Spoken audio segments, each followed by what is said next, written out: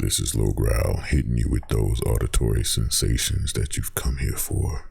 Let's get you tingling, okay? Tonight, I'm going to be doing 25 interesting ASMR facts, okay? I have 50 total, but I'm only do 25 tonight. And we're going to start off with, like, they have different categories. So we got ASMR origins and history to begin.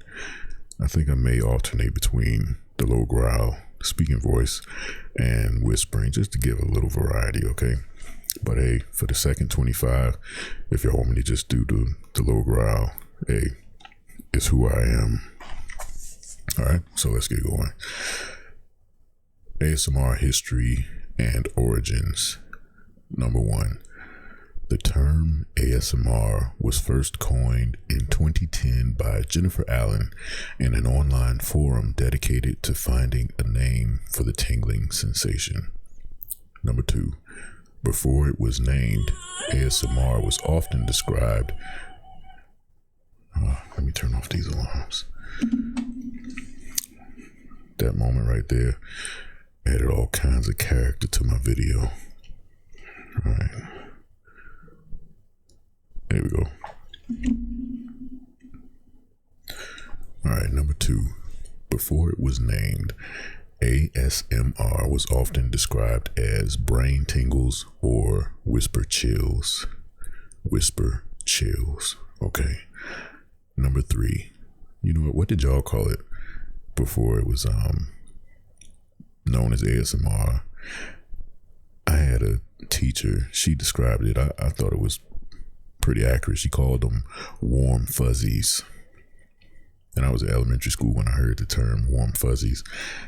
And then when I got older, I would describe it to people as like somebody was just taking like the skin on my head and just being like smushing it together.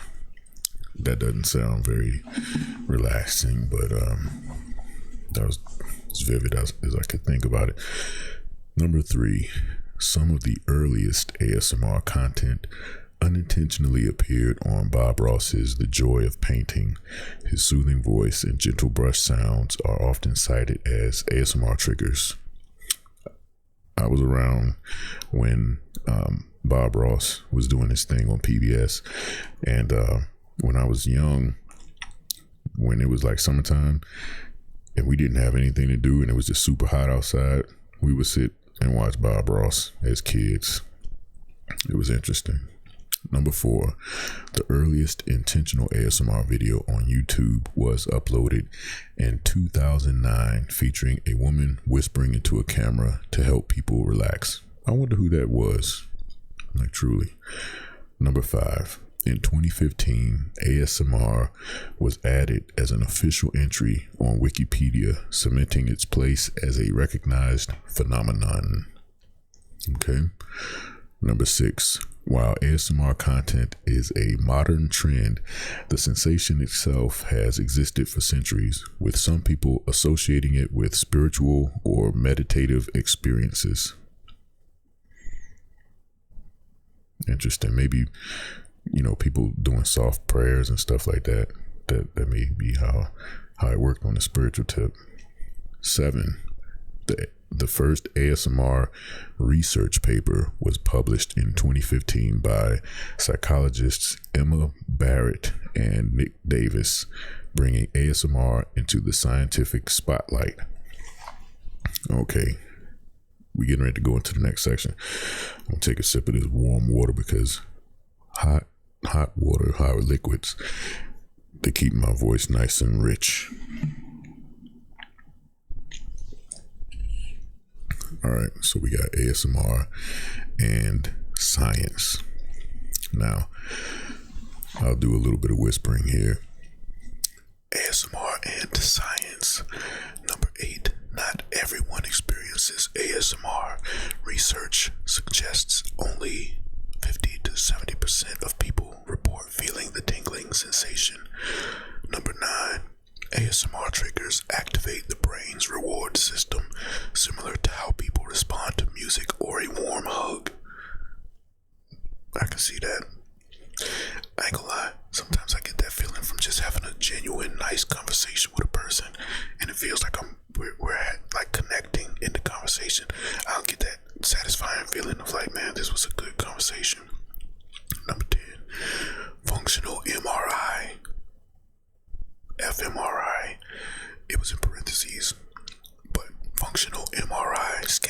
shown that ASMR stimulates the medial prefrontal cortex and nucleus accumbens. Yeah, say that right. It's either accumbens or accumbens, areas associated with social bonding and emotional connection. I just talked about that, didn't I? And I didn't read these beforehand. Number 11. Some scientists compare ASMR's relaxing effects to oxytocin release, often called love hormone. Maybe I can see that. I can see that being the case because, again, I said I feel ASMR when I have just a good, genuine conversation with a person. So I believe that could be true. ASMR, number 12. ASMR can reduce heart rate by an average of 3 to 5 beats per minute, helping people relax. Number 13, a 2018 study found that watching ASMR videos can trigger a decrease in stress-related brain activity, making it useful for anxiety relief. Decrease in stress-related brain activity. Man, I'm not gonna lie. When I lay down, I battle with some of the strangest thoughts.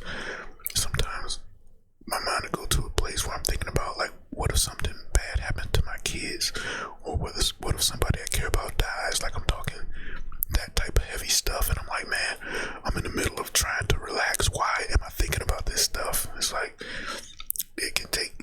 I'm just like, man, I literally have to focus on the ASMR to fight some of these thoughts sometimes. But then other times I just start praying, and I just lift up people in prayer and cover those that I'm concerned about, praying for God's protection and things like that.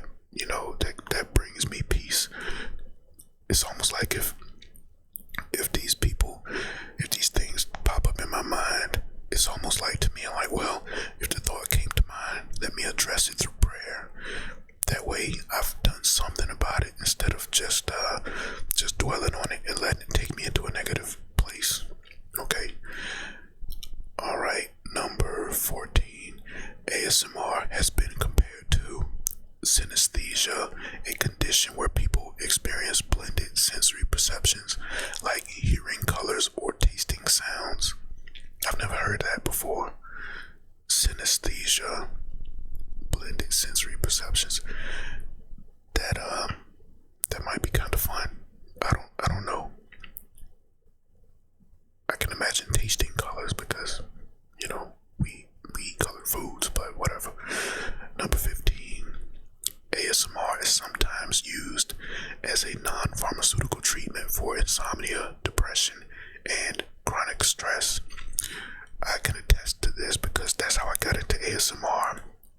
I had recently went through a devastating career setback, and I could not sleep. Like, I'm talking, I was so troubled. And my daughter told me, she was like, Daddy, you should try looking at some ASMR. I'm telling you, it'll help you sleep. And I was like, ASMR is weird. But she was like, but it's a bunch of different types. And I was like, I'll think about it. And then one night I was sitting in my living room, couldn't sleep, looking at YouTube, and a JoJo's ASMR video popped up, and he was doing card tricks. He was whispering while doing these card tricks, and I was like, man, I started feeling the tingles like really, really strong, and I fell asleep right there on the couch. I woke up because I wanted to go get into bed, and I typed in my phone on YouTube on my phone, and I went upstairs and I kept listening, and I fell to sleep immediately, and it helped me every night. I was like ODing on ASMR because I needed it that bad to help me fall asleep. It's like sleep aids were not even helping me go to sleep. It was crazy. And then once I kind of healed from what I was going through and all that type of stuff, I ain't gonna lie, it was before I actually got over everything that happened. I said to myself, you know what, maybe I can offer something back to the ASMR community, and that's why I started the Low Growl ASMR channel. And when I was setting it up, I was kind of like, well, what's gonna set me apart from these other ASMR artists out here? And I was like, well, clearly my voice, nobody sounds like I do. Nobody's voice is as deep as mine that I've heard. There's always a deeper voice. There's always a faster person, stronger person. So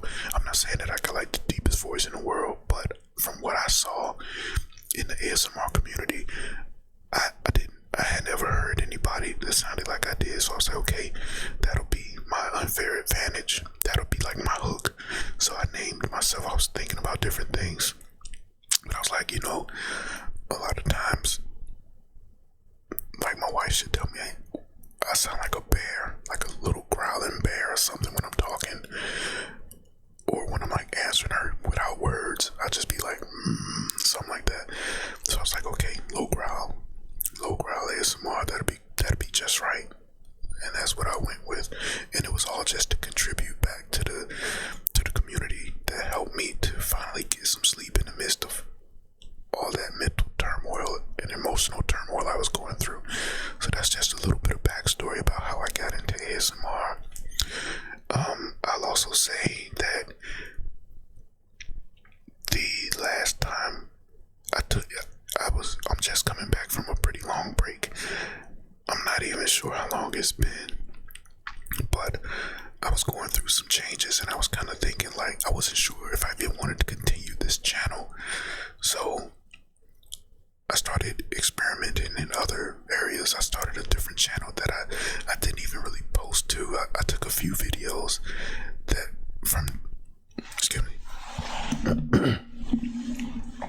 I took a few videos that I had did experimentally on the ASMR channel and took them over to the new channel because I wanted to talk about some different things and stuff.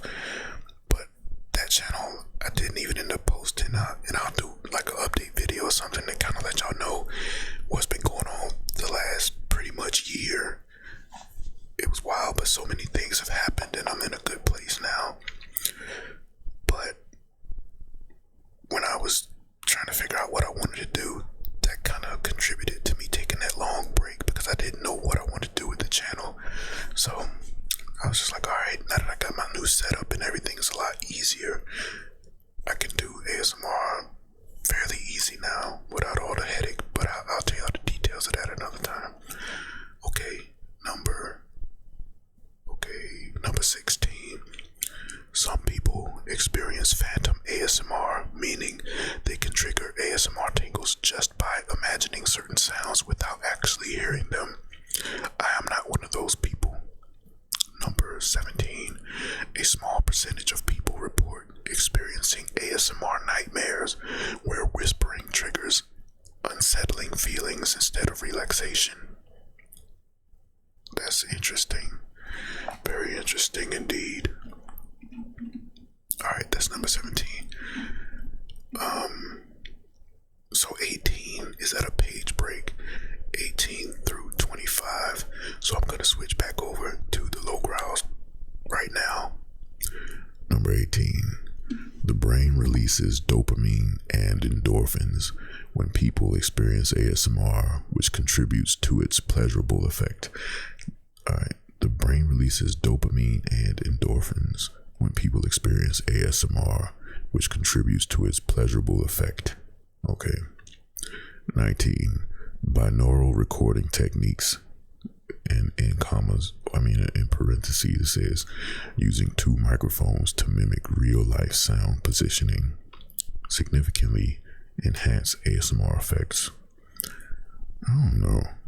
I've never the binaural stuff, it was all just regular to me. I didn't see any enhanced effects from listening to that. Number 20, ASMR can increase skin conductivity, a sign of relaxation and heightened sensory awareness. ASMR can increase skin conductivity, a sign of relaxation and heightened sensory awareness.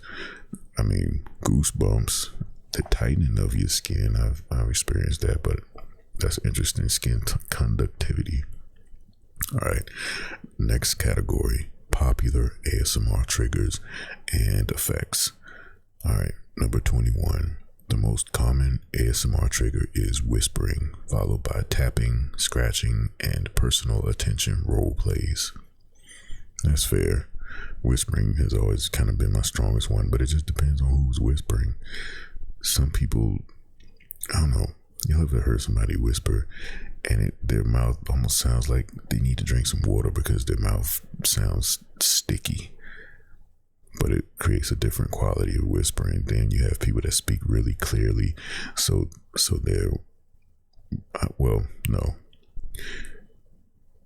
To me, it's the clicking part of the whispering in your C's and your P's and your B's and any type of consonant sound, I think, are the main things that make the whispering triggering for me. I hope you understand what I mean. Followed by tapping, which it just depends on what you're tapping on, because some tapping just gets on my nerves. Scratching, I can't say scratching has ever been a trigger of mine. And personal attention role plays.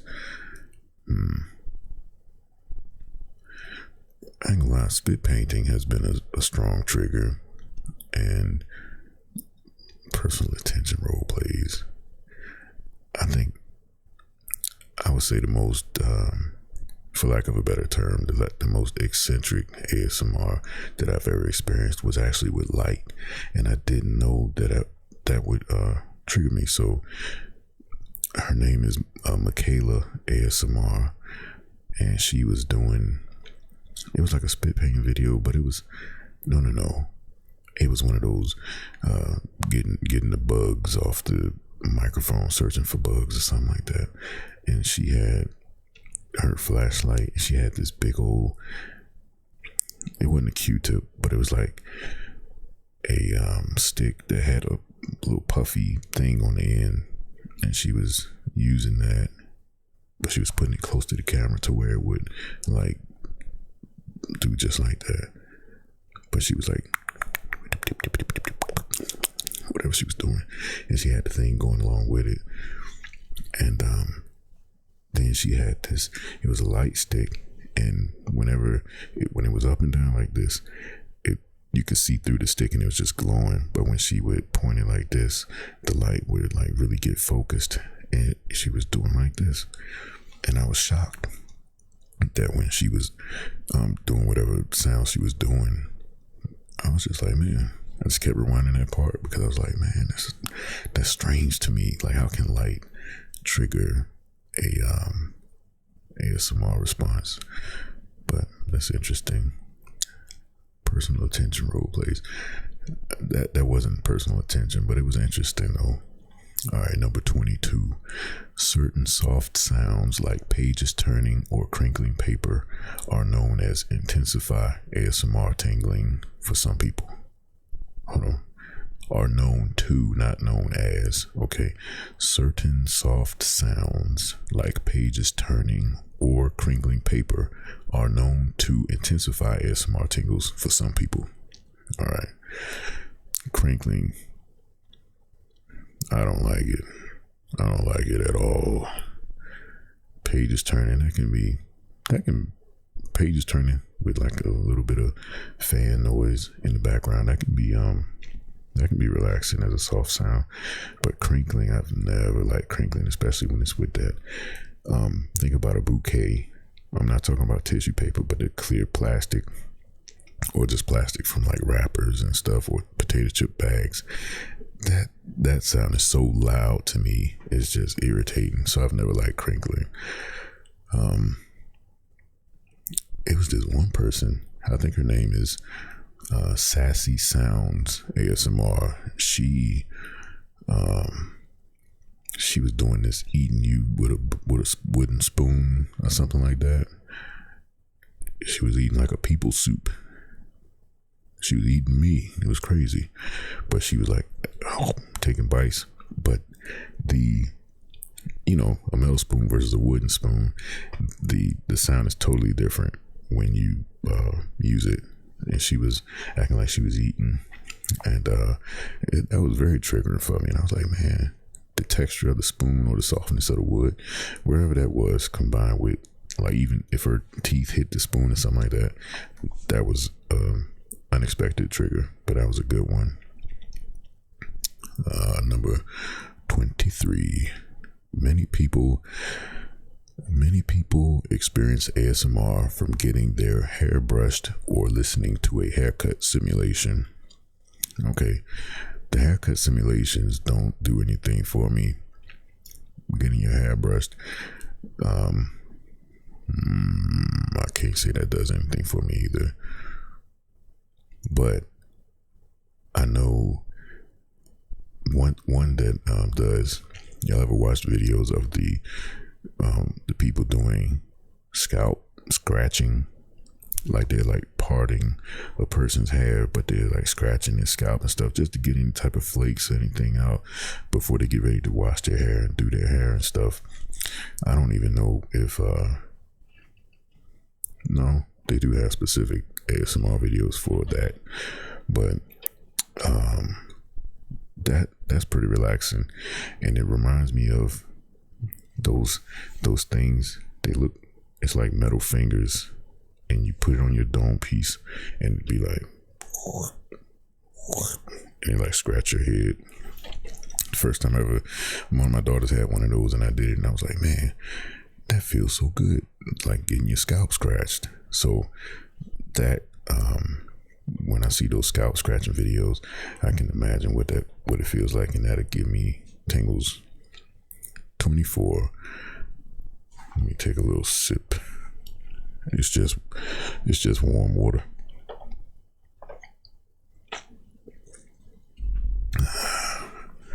That warm water is above reproach. All right, 24. ASMR isn't just auditory. Some people experience tingles from gentle, repetitive hand movements or soft visual triggers. That's what I was telling y'all about with this the stick. Michaela ASMR, she got the stick and the puff ball on the end, and she was doing like this.